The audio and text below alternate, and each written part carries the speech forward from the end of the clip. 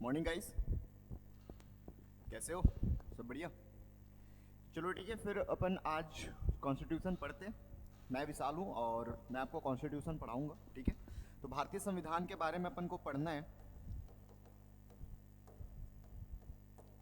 थोड़ा सा हम सब्जेक्ट के बारे में देख लेते हैं, और जैसे कि मैंने आपको बताया, आप अभी रहोगे मेरे साथ कुछ महीनों तक, जिसमें हम संविधान को पढ़ेंगे।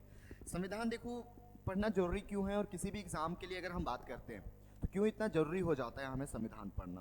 क्योंकि आप जिस बैच के लिए इनरोल हुए हो, ठीक है, आप जिस बैच के लिए पढ़ने वाले हो, आप जिस एग्ज़ाम के लिए पढ़ने वाले हो, जो कि आप एसआई के नाम से जानते हो, और एसआई दैट मीन्स कि आप पुलिस वाले बनने वाले हो। और पुलिस बनोगे और उसमें अगर आपको नॉलेज नहीं होगा आपके कानून का, आपके लॉ का, तो आप किस तरीके से फिर डील कर पाओगे? ठीक है, तो हमें बेसिकली भारत के संविधान में भारत के कानूनों के बारे में पढ़ना है। भारत के जो हम जिस तरीके से कानून व्यवस्था है उसको हमें पढ़ना है, हमारे सब्जेक्ट भारतीय संविधान में। क्लियर है? सो भारतीय संविधान में सबसे पहली बात कि हम ये देखेंगे कि कॉन्स्टिट्यूशन है क्या, ठीक है, मतलब इसका बेसिक्स देखेंगे। एंड डोंट वरी, आप जिस भी लैंग्वेज में कंफर्टेबल हो आराम से बैठो, ठीक है, सब लैंग्वेज में बताया जाएगा, तो ज़्यादा डरने की ज़रूरत नहीं है। तो मेरा रोड मैप क्या रहेगा, पहले ये थोड़ा सा जान लो। हम कॉन्स्टिट्यूशन के बारे में बेसिक पढ़ेंगे। कॉन्स्टिट्यूशन में जैसा कि एक बुक है, बेसिकली अगर मैं आपको बताऊं तो एक बुक है जो कि सिंपल आपके गणित, भूगोल, ठीक है, साइंस, इसी तरीके की बुक होती है। अगर इस बुक को मैं खोलूं तो आप देखते हो कि सर यहाँ पे सबसे पहले ना बुक का नाम लिखा रहता है ना? और बुक को जैसे एक पन्ना में पलटूं तो यहाँ पे मुझे इंडेक्स दिया रहता है कि sir chapter number 1 2 3 4 up to मान लो 20 तक, ठीक है। तो सेम कॉन्स्टिट्यूशन भी सच लाइक हमारा एक बुक है, और इस बुक में हमारे पास भी अध्याय है जिसको हम भाग बोलते हैं, ठीक है, इंग्लिश में क्या बोलते हैं? पार्ट। और ये भाग हमारे पास टोटल है 22, ठीक है। जैसे आप मैथ्स में पढ़ते हो कि सर फॉर्मूला है, तो फॉर्मूला को मैं नोट कॉपी में ना लिख के अलग से लिखूं, है ना? मैथ्स में पढ़ते हो, तो हम यहाँ पे भी कुछ ऐसी चीजें जो बाहर लिखते हैं, ये हमारा फॉर्मूला समझ लो, जिसको हम अनुसूची बोलते हैं, ठीक है, जिसको हम क्या बोलते हैं? अनुसूची या फिर शेड्यूल। तो ये शेड्यूल हमारे पास 12 है, ठीक है। और एक, जैसा कि सबको पता है कि सर प्रियम्बल तो होता ही है, प्रियम्बल को ही तो हम संविधान मानते आ रहे थे इतने सालों से। ओके, कोई बात नहीं, तो ये हमारा प्रस्तावना। तो हमें इन तीनों चीज़ों के बारे में पढ़ना है बेसिकली, ठीक है, कि हम प्रियम्बल के बारे में पढ़ेंगे, सर हम इन 22 भागों के बारे में पढ़ेंगे, एंड मोस्ट इंपॉर्टेंट थिंग कि हम इन अनुसूची यानी कि शेड्यूल के बारे में भी पढ़ने वाले, राइट? ओके, तो चलो सबसे पहले शुरू करते हैं थोड़ी सी कहानियाँ, और कहानी से हम अपनी सब्जेक्ट को शुरू करते हैं। तो जैसा कि आपको पता है, हम पढ़ने वाले हैं इंडियन कॉन्स्टिट्यूशन, मतलब भारतीय संविधान। अब देखो, अभी तो प्रॉब्लम नहीं है, लेकिन प्रॉब्लम तब शुरू हुई जब हमें यह पता चला कि सर अब हम तो आज़ाद होने वाले हैं, ठीक है, और आज़ाद होंगे 15 अगस्त को। तो 15 अगस्त के दिन मुझे ये पता होना चाहिए ना सर कि हमारे देश के लिए कानून कौन बनाएगा, मतलब कानून बनाने का काम कौन करेगा। कानून बन गया तो इसको लागू भी करना पड़ेगा, मतलब इम्प्लीमेंट करना पड़ेगा, एग्जीक्यूट करना पड़ेगा। तो ये कौन करेगा? मान लो दो बच्चे लड़ लिए तो बचाएगा कौन? ये भी तो बात माननी है। मान लो कोई झगड़ा हो गया तो उनके बीच में न्याय कौन करेगा? तो ये सारे क्वेश्चन हमारे माइंड में चल रहे थे कि सर 15 अगस्त को हम चलो लड्डू मिठाई खा लिए, अरे 16 से तो लड़ाइयाँ होगी, 16 से तो कानून बनेगा, 16 से तो इम्प्लीमेंट होगा, करेगा कौन? ये क्वेश्चन हमारे दिमाग में कहीं ना कहीं चल रही थी बहुत पहले से, ठीक है। तो हमने सोचा क्यों ना हम सब आपस में मिलके कर ले, ठीक है। हम सब ये लोग जो मस्त भोले भाले लोग थे, अंग्रेजों द्वारा दबाए लोग थे, हम सोचे कि क्यों ना हम ही मिलके सारा काम कर लेते, क्यों दूसरे को काम देना, है ना, अच्छे बच्चे हम। फिर हमने देखा अपने लोगों को, भैया इतने सारे लोग, क्या इतने सारे लोगों में कर पाओगे क्या? नहीं। तो हमने क्या सोचा कि कुछ लोगों को यहीं से चुन के हम इनके पास पावर दे देते, इनके पास शक्ति दे देते, और इनको हम बोल देते हैं स्टेट। ध्यान से समझना, क्योंकि थोड़ा सा कॉन्सेप्ट बल्कि है बट इजी है। इन्हीं को हम बोल दिए राज्य। अब आप सोचोगे सर छत्तीसगढ़ राज्य नहीं, एमपी नहीं, उड़ीसा अरे नहीं यार, यूपी अरे वो भी नहीं, तो सर ये राज्य वो राज्य नहीं है, ये राज्य ऐसा राज्य है, इधर आना, ये राज्य ऐसा राज्य है जिसके पास खुद का भूभाग हो, ठीक है, जिसके पास खुद का टेरिटरी हो। ओके सर, समझ में आ गया? नहीं नहीं, अभी समझे कहाँ, अभी आओ समझो, इधर देखो। इस भूभाग में, ठीक है, ये भूभाग में कुछ न कुछ जनसंख्या रहता हो। अच्छा, जनसंख्या भी? हाँ जी, मतलब सर पॉपुलेशन, पता है मुझे, मत बताओ। ओके, इस पॉपुलेशन के ऊपर कोई ना कोई गवर्नमेंट हो, मतलब सरकार। हाँ सरकार, मोदी जी, हाँ जी मोदी जी। और ये सरकार सबसे महत्वपूर्ण संप्रभु हो। अच्छा, मतलब सॉवरेन वाला? हाँ जी, वही वाला। ओके, तो ये क्या होना चाहिए सर? जिसके पास भूभाग हो, जिसके पास जनसंख्या हो, जिसके पास गवर्नमेंट हो, जो सॉवरेन हो। सॉवरेन का मतलब अपनी भगवान है, ठीक है, मैं जो बोल दिया वो करने का, ठीक है, इसी को बोलते हैं सॉवरेन। मतलब मेरे ऊपर कोई ऊपर नहीं है, मुझे कोई दबाव नहीं डालेगा, इसको मैं बोलता हूँ सॉवरेन। तो मैंने भारत पे लगा के देखा, ये है मेरा भारत, बर्फी नहीं है, खाएगा कोई नहीं, भारत है। भारत पे लगाया, मैंने देखा सर क्या मेरे पास भूभाग है? आंसर इज यस, भूभाग तो है। चलो पहला कंप्लीट, पहला हो गया।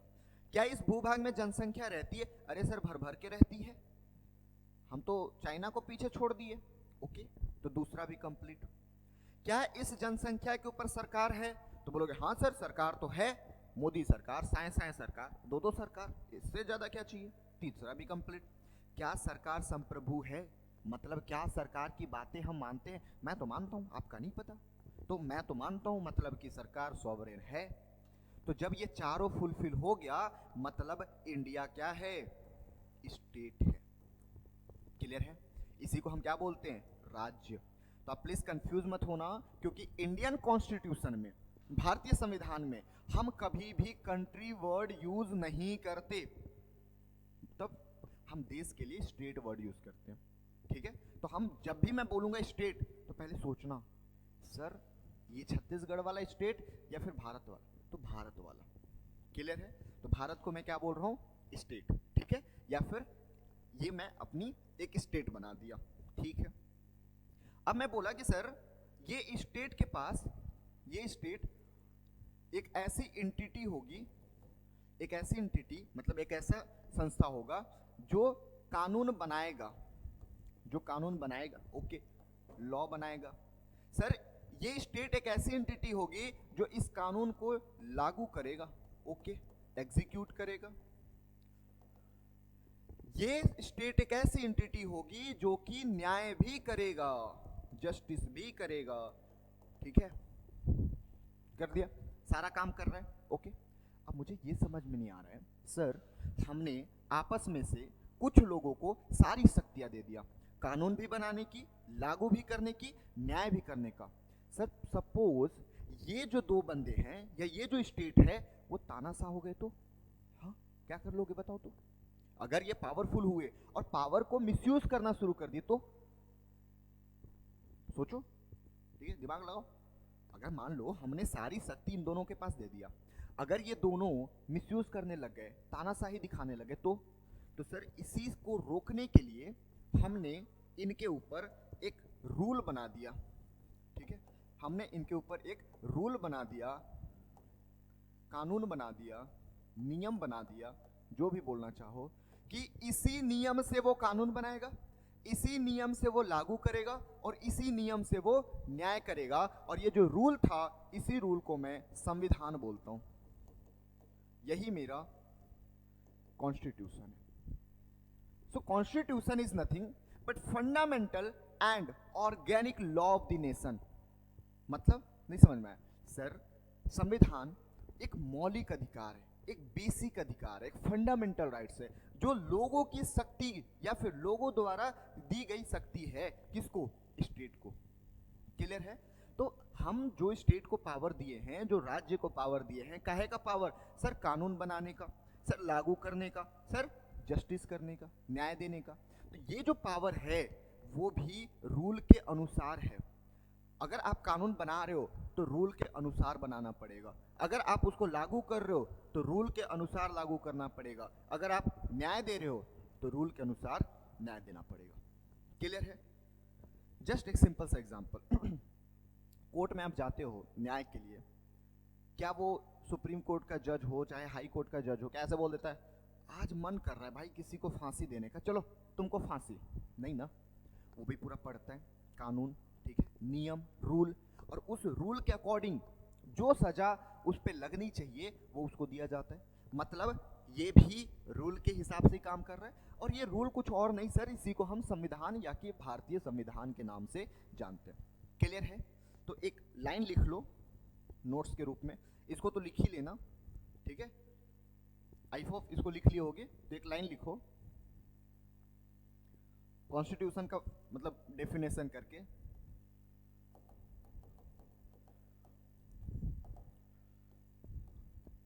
हिंदी में भी लिखवा रहा हूं, just 1 second. Constitution is a fundamental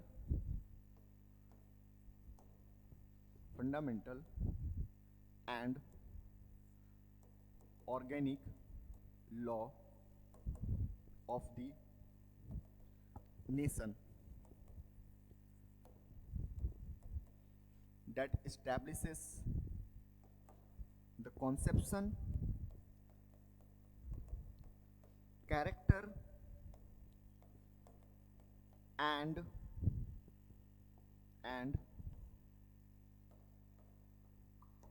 organization of the government. ठीक है, लिख लिए। Constitution is a fundamental and organic law of the nation that establishes the conception, the character, the organisation of the government. Hindi medium लिखिएगा, Hindi medium लिखिए। संविधान देश का मौलिक, संविधान देश का मौलिक तथा जैविक कानून है, तथा जैविक कानून है जो सरकार की, जो लिखिए हिंदी मीडियम, जो सरकार की धारणा, जो सरकार की धारणा, चरित्र तथा संगठन के बारे में बताता है, लिख लिए। संविधान देश का मौलिक तथा जैविक कानून है जो सरकार की धारणा, चरित्र और संगठन के बारे में बताता है। क्लियर है?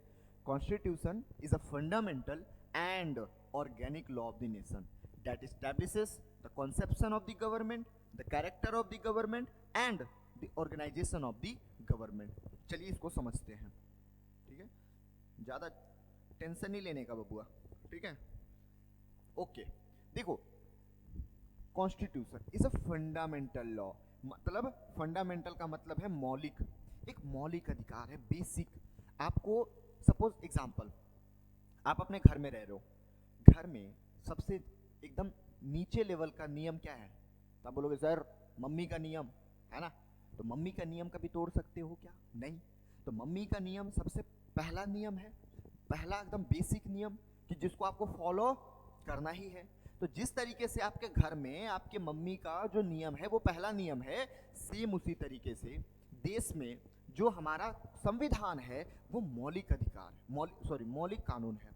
आप इसको फॉलो किए बिना रह नहीं सकते, आपको इसको फॉलो करना पड़ेगा।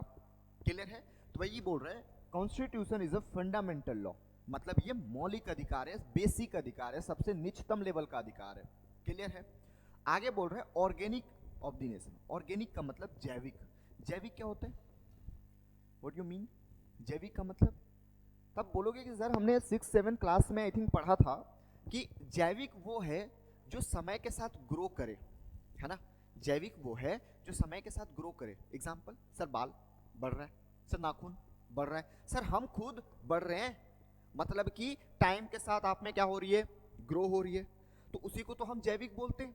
मतलब ये है कि हमने सर बचपन में ही पढ़ा था कि जैविक वो चीजें हैं, सर जैविक वो चीजें हैं जो टाइम के साथ ग्रो करे, ठीक है, grow with time, change with time, ठीक है, अडेप्ट विथ टाइम।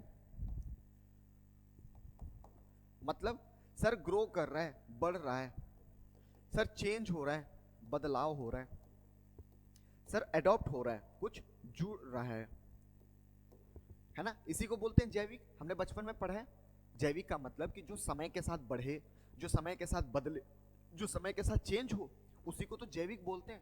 अब आप बोलोगे सर संविधान पढ़ाते पढ़ाते आप विज्ञान में कैसे चले गए? सर संविधान भी एक विज्ञान है। कैसे? क्या हमारा कॉन्स्टिट्यूशन ग्रो कर रहा है क्या? क्या हमारा कॉन्स्टिट्यूशन चेंज हो रहा है क्या? क्या हमारा कॉन्स्टिट्यूशन अडॉप्ट कर रहा है क्या? आइए देखते हैं। हमारा कॉन्स्टिट्यूशन सर बन के रेडी हुआ 26 नवंबर 1949 में, ठीक है। 26 जनवरी 1950 को हमने इसको लागू किया, बना था 26 नवंबर 1949 को। इस दिन पे हमारे पास एक प्रियम्बल था, आप लिखते जाना ये सब। एक प्रियम्बल था, हमारे पास 22 भाग थे, जैसा कि मैंने शुरू में आते ही बताया था भाग, और हमारे पास 395 आर्टिकल। आर्टिकल का मतलब होता है अनुच्छेद, अनुच्छेद का मतलब होता है कि एक एक कानून, 1 2 3 4 5 ऐसे हमारे पास 395 आर्टिकल थे। इसके अलावा सर हमारे पास 8 अनुसूचियां थी, 8 अनुसूची। अनुसूची का मतलब होता है शेड्यूल, भाग को बोलते हैं पार्ट, प्रियम्बल को बोलते हैं प्रस्तावना, ठीक है। ये शुरुआती में थी इस डेट पे।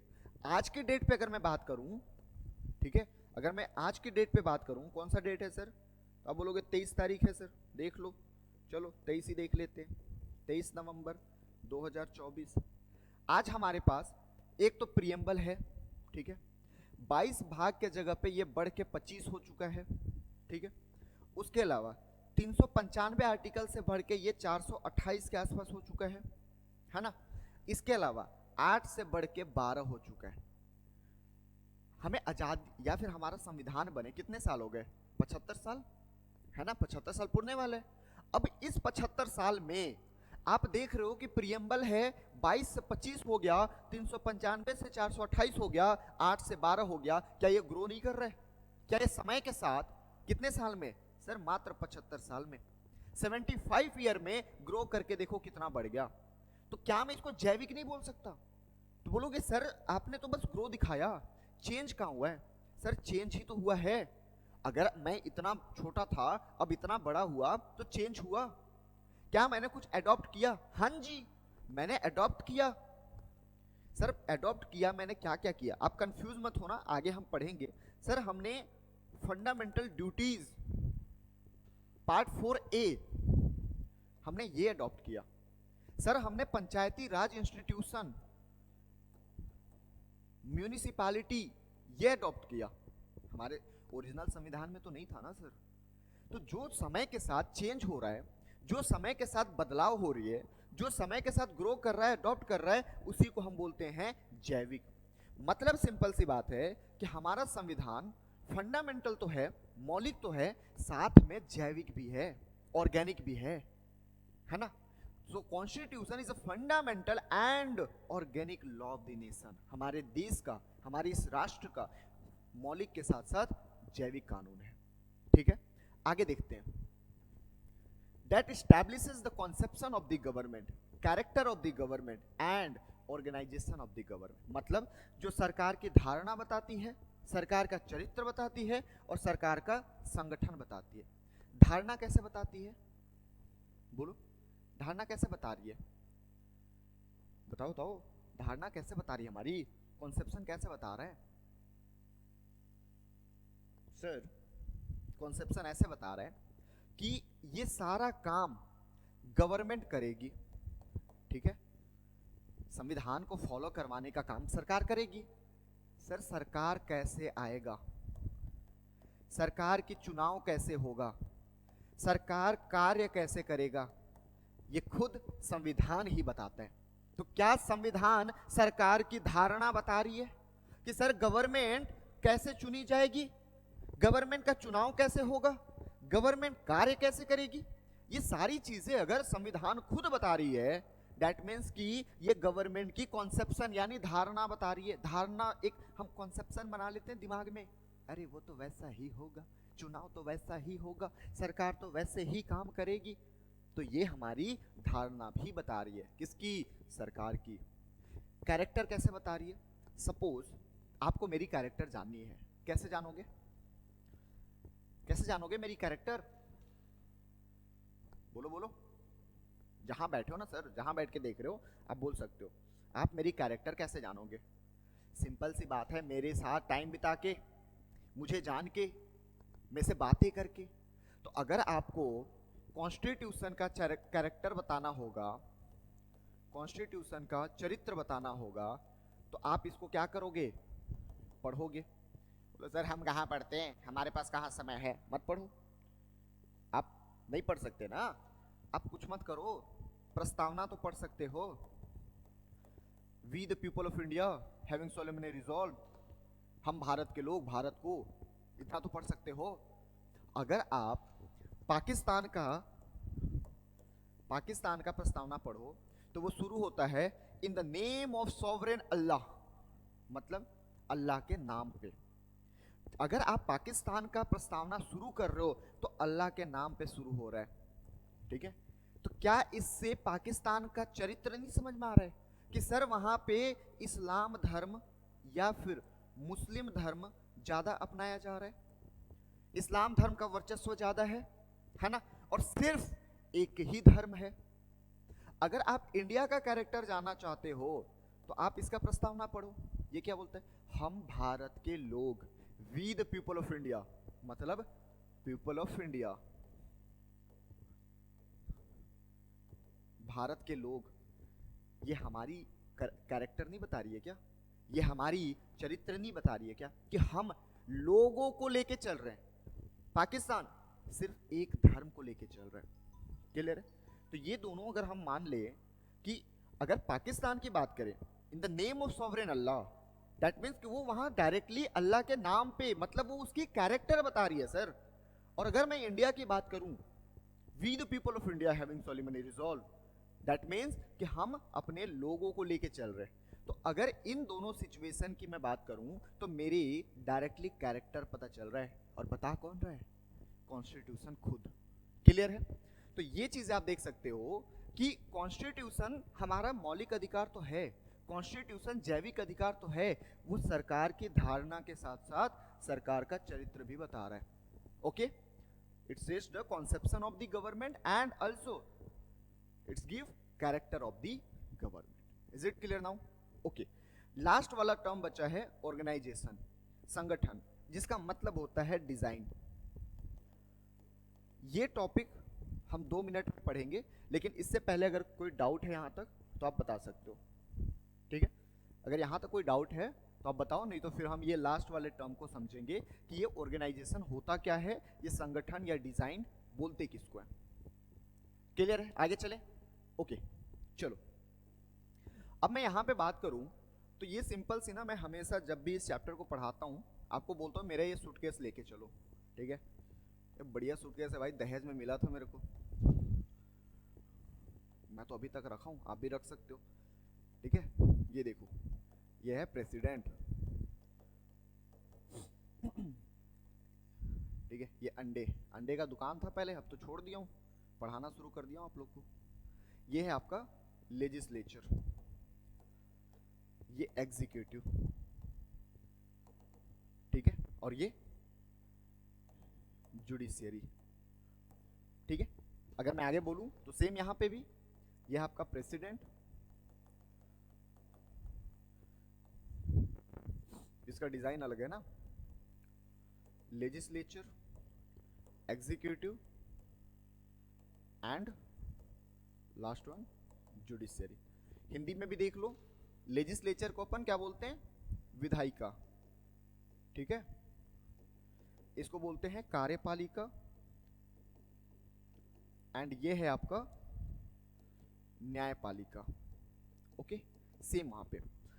आई नो कि आपको अभी ये नहीं आता, बट सिंपल सी बात आपको बस ये बताना है कि सर हम इंडिया में मॉडल नंबर 1 फॉलो करते हैं कि मॉडल नंबर बी फॉलो करते हैं। हम इंडिया में क्या फॉलो करते हैं, मॉडल नंबर ए और मॉडल नंबर बी? बताइए, इंडिया में हम क्या फॉलो करते हैं, मॉडल नंबर ए और मॉडल नंबर बी? नहीं पता? चलो हम देखते हैं। सबसे पहले इसको समझने से पहले हमें यह समझना पड़ेगा कि सर ये लेजिस्लेचर क्या है, एग्जीक्यूटिव क्या है एंड जुडिशरी क्या है। तो चलो 2 मिनट का ब्रेक लेके आते हैं और पढ़ते हैं। इसके लिए थोड़ा सा अपन इतिहास में जाएंगे, और इतिहास में जाओ और इनको मिल के ना, इनसे ये हो नहीं सकता, ये हो नहीं सकता कि शाहजहां से मिल के ना हो। ठीक है, कौन है शाहजहां भाई? अरे वही। कौन? अरे वही सर। अरे बता दे कौन, बता दे भाई। ताजमहल वाला? हाँ वही वाला। चलो, तो इसमें अपनी बेगम के लिए ताजमहल बनवा लिया। तुम तो सरकारी नौकरी निकाल ही सकते हो, है ना? तो पढ़ो बढ़िया दमदार। अब शाहजहां को लगा कि भाई ताजमहल बनवाना चाहिए, बेगम का फर्ज, ठीक है, बेगम का लव दिखना तो चाहिए सर। चलो, तो क्या डायरेक्टली ये उतर गया होगा सुबह, भाई ब्रश व्रश हो गया, नाश्ता पानी हो गया, अब चलो ताजमहल बनाने का कार्य? नहीं ना, पहले सोचा होगा, एक आध कानून बनाया होगा कि अब अपन, ठीक है, कानून तो वही बनाएगा ना, अब अपन क्या करेगा, तो अब अपन बनाएगा ताजमहल। ठीक है, तो पहला काम कि ये कानून बनाया होगा कि हमें ताजमहल बनाना है, ओके, और ताजमहल जो बनाएगा मैं उसको सोने के सिक्के दूंगा। ठीक है, ये ऐसा कानून बना होगा। ठीक है, उसके बाद 1 सेकेंड ना, गर्मी लग रही है सर, थोड़ा सा एसी चालू कर दूं, जस्ट गिव मी 1 सेकेंड।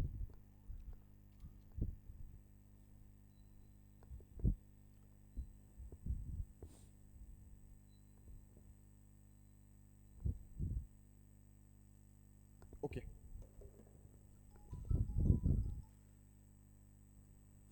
चलो यहाँ पे देख लो। अब शाहजहां के अगर मैं बोलूं, ताजमहल बन गया, ठीक है, सोने के सिक्के मिल गए। अब ये एग्जीक्यूट किया हुआ मतलब लागू किया होगा बनाने की स्थिति में, है ना? बनाने की स्थिति में जब आया ये, तो बन भी गया, चलो ये भी हो गया। अब लोगों को देना है, जो हमने कानून बनाया था कि सर सोने के सिक्के मिलेंगे, वो देने पड़ेंगे, लागू किए। मान लो आए वो, दिया, और आपको जैसे कि पता है, सुनने में आया है कि हाथ काट दिए थे। फिर वो गए किसके पास? जज के पास, महाराजा के पास, ठीक है, राजा के पास, सम्राट के पास, जो भी बोलो आप। बोले सर हमने ताजमहल बनाया और हमारी हाथें काट दी। शाहजहां खुद ऐसे पीछे बैठा था, ठीक है। बोलते किसने काटा? बोलता है सर वही एविल शाहजहां। अच्छा, जैसे ही पीछे मुड़ा, बोलता है ये तो शाहजहां है, अब इनकी पैर भी काटो भाई, चलो। तो आप देखो कि शाहजहां ने कानून भी बनाया, शाहजहां उसको लागू भी करवाया, और जब वो वर्कर न्याय मांगने गए तो शाहजहां ही वहां खुद बैठा था। मतलब सिंगल अकेला बंदा तीनों काम कर रहा है ना? अकेला बंदा तीनों काम किया, कानून भी बनाया, लागू भी किया, न्याय भी किया। क्या ऐसा होना चाहिए क्या? नहीं। तो हम जब आज़ाद हुए, आज़ादी के बाद हमने क्या किया कि इन तीनों कामों को अलग अलग लोगों में बांट दिया। कैसे? कि सर ये कानून कोई और बनाएगा, ये लागू कोई और करेगा, और न्याय कोई और देगा। और हमने इसका नाम भी दे दिया कि जो कानून बनाएगा उसको हम बोलेंगे विधायिका। ठीक है, जो कानून बनाएगा उसको हम बोलेंगे विधायिका, यानी लेजिस्लेचर। ठीक है, जो लागू करेगा उसको हम बोलेंगे कार्यपालिका। जो लागू किया उसको क्या बोलेंगे? कार्यपालिका। और जो न्याय कर रहा है इसको हम बोलेंगे न्यायपालिका। ठीक है, मतलब हमने लॉ बनाने वाला काम दे दिया किसी और इंसान को, हमने लागू करने वाला काम दे दिया किसी और बंदे को, हमने न्याय करने वाला काम दे दिया किसी और बंदे को। ये मान लो मेरा मिस्टर राम है, ये श्याम है, और ये घनश्याम है सर। ठीक है, राम श्याम घनश्याम 3 बंदे हैं, मैंने अलग अलग काम दे दिया कि राम सिर्फ और सिर्फ आपको करना है लॉ बनाना है। और राम को मैंने नाम भी दे दिया, क्या नाम दिया कि राम आज से मेरा है लेजिस्लेचर। मतलब सर वही क्या, अरे बताना सर, अरे वही सर क्या, कानून बनाने वाला विधायिका। मैंने श्याम को भी नाम दे दिया कि सर श्याम आज से मेरा एग्जीक्यूटिव है। एग्जीक्यूटिव मतलब कार्यपालिका। अच्छा, और ये जो घनश्याम है आज से मेरा जुडिशियरी है, मतलब न्यायपालिका। ठीक है, तो विधायिका, कार्यपालिका, न्यायपालिका, ये तीन हो गया। मतलब आपको क्लियर है कि सर विधायिका का काम होगा कानून बनाना, कार्यपालिका का काम होगा उस कानून को एग्जीक्यूट करना यानी कि लागू करना, और तीसरा जुडिशरी का काम होगा आपको न्याय देना। क्लियर है? तो इस चीज को देखो, हमने एक हाथ से मतलब एक आदमी से सारे पावर को लेके तीन अलग अलग लोगों को बांट दिया। हमने एक हाथ से एक आदमी की शक्ति को अलग अलग पृथक कर दिया। हमने एक आदमी के पावर को अलग अलग सेपरेट कर दिया, और इस पूरे कॉन्सेप्ट को हम बोलते हैं शक्तियों का पृथक्करण। शक्तियों का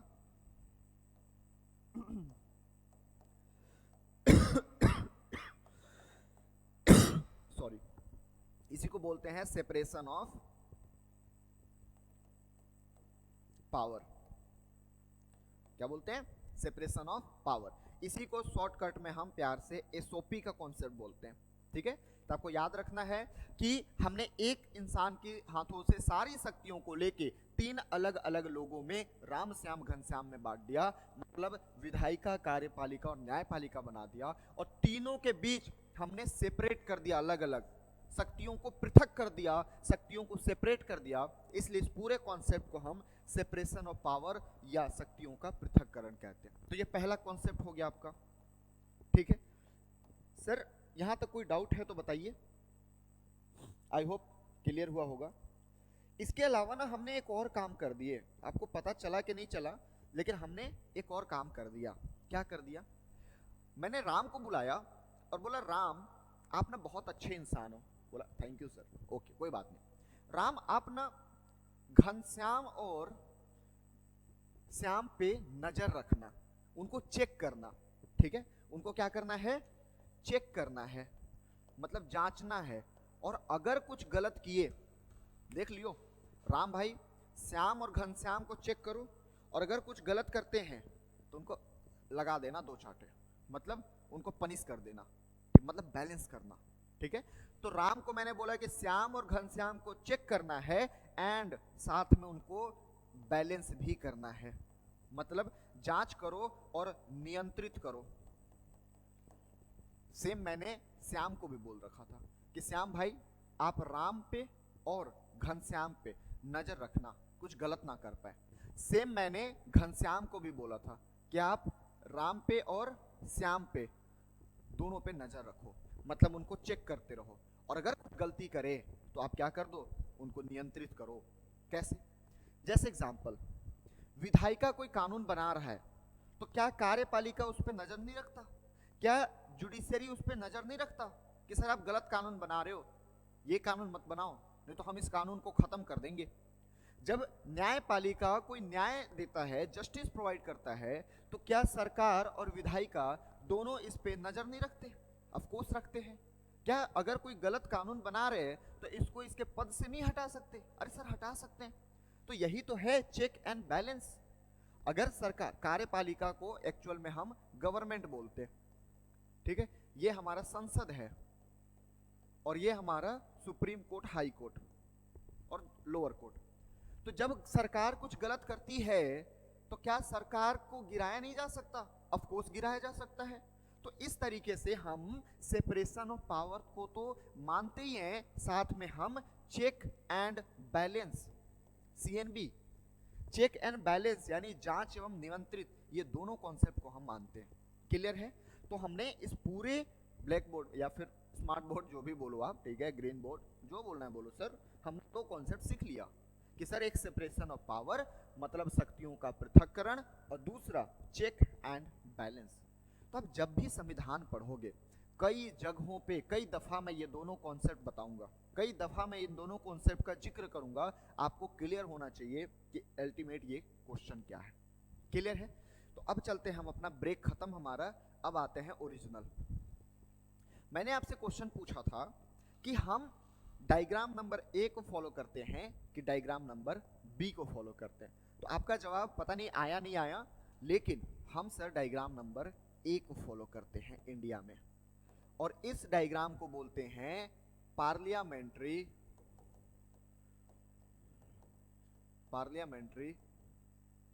फॉर्म ऑफ गवर्नमेंट, या फिर सिस्टम भी बोल सकते हो।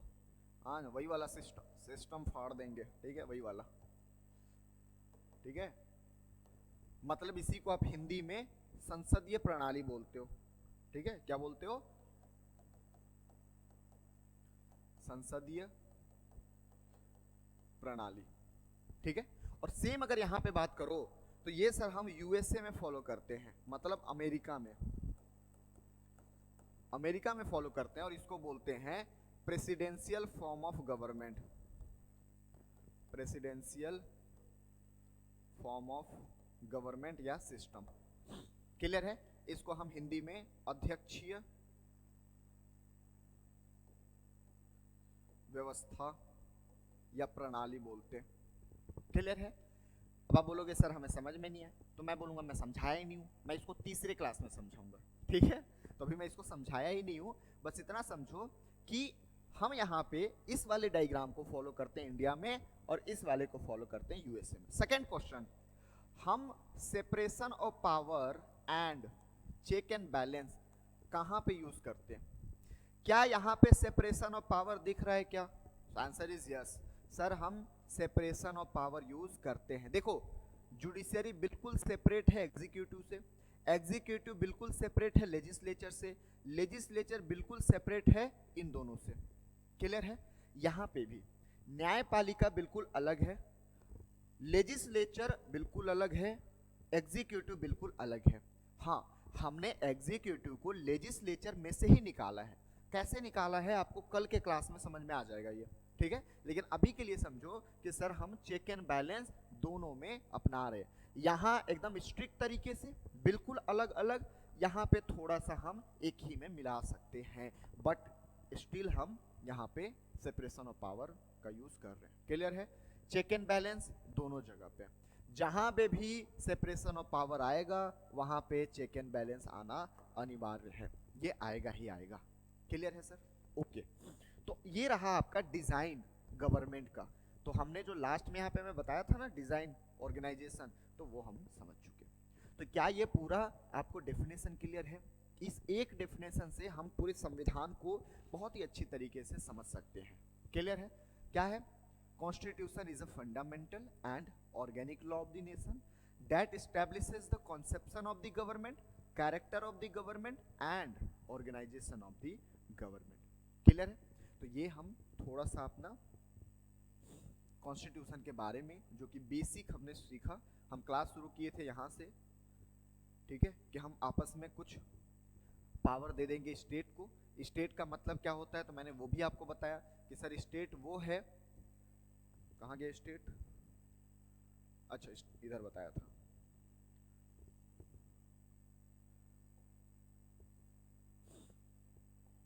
हाँ स्टेट, अच्छा यहाँ भी नहीं है,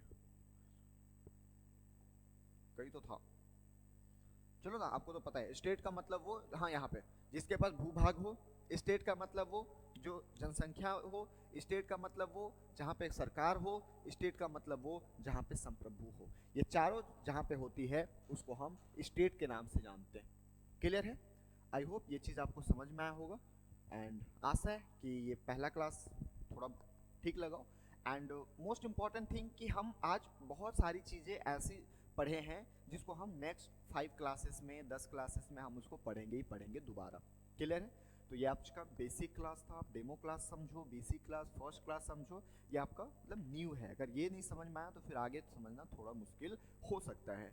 आई होप आपकी क्लासेस बहुत अच्छी तरीके से चल रही है एंड जितना जल्दी हो सके आप एडमिशन लीजिए, क्योंकि एग्ज़ाम का डेट बहुत नज़दीक आ चुका है और हमें जल्दी से इसको कवर भी करना है। आई होप आपको ये समझ में आया होगा एंड अच्छा लगा होगा। अच्छा लगे तो अपने दोस्तों को भी शेयर कीजिएगा एंड जल्दी से आके पढ़ाई शुरू करते हैं। ओके, थैंक यू, धन्यवाद, कल मिलते हैं।